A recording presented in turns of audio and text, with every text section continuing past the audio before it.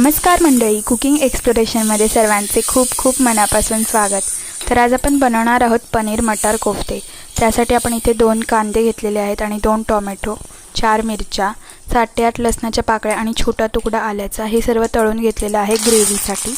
त्यानंतर आता इथे आपण मटार स्टफिंग करणार आहोत। त्यासाठी आपण इथे फोडणी दिलेली आहे। थोडंसं तेलामध्ये जिरं, मोहरी, आलं लसणाची पेस्ट, कढीपत्ता घातलेला आहे। त्यानंतर इथे पाव किलो मटार मी घेतलेले आहेत उकडवून, तर ते आपण स्मॅशरने स्मॅश करून घेतलेले आहेत। तुम्ही मिक्सरला वाटून देखील घेऊ शकता।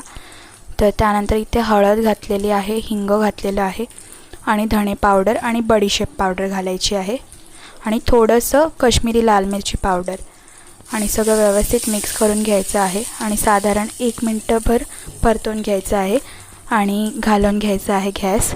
चवीपुरता मीठ घातलेलं आहे, आपण इथे 1 चमचा मीठ घातलेलं आहे। अशा प्रकारे आपली मटारची फिलिंग तयार झालेली आहे। त्यानंतर आता आपण कोफ्त्यांची तयारी करून घेऊया। तर इथे मी पाव किलो पनीर घेतलेलं आहे।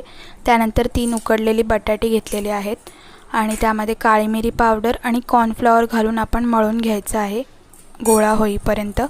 तर इथे मी 7 ते 8 चमचे साधारण कॉर्नफ्लॉवर वापरलेला आहे। तुम्हाला जेवढं त्याला असं बाइंडिंग येईल तेवढा तुम्ही वापरू शकता।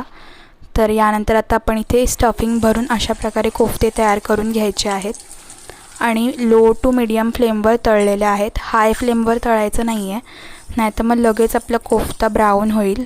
तर इथे लो टू मीडियम फ्लेमवर तळायचं आहे। पहिले तेल तापवून घेतलेलं आहे चांगलं आणि मगच तळायला घातलेलं आहे। तर तुम्ही बघू शकता अशा प्रकारे आपले कोफ्ते तयार होतात। त्यानंतर आपण आधी जे टोमॅटो कांदा होता आपण तळून घेतलेला तो आपण वाटून घेतलेला आहे मिक्सरमध्ये। तर आता आपण कोफ्त्यांची ग्रेव्ही बनवतो आहोत। तर इथे आपण त्याच तेलामध्ये मी घेतलेला आहे कढीपत्ता, जिरं घातलेलं आहे आणि सगळी आपली जी ग्रेव्ही होती ती घालून घ्यायची आहे। त्यानंतर हळद, धणे पावडर, बडीशेप पावडर आणि लाल मिरची पावडर घातलेली आहे आणि मीठ घालायचं आहे चवीनुसार। त्यानंतर इथे आपण पाणी घालून ॲडजस्ट करून घ्यायची आहे कन्सिस्टन्सी।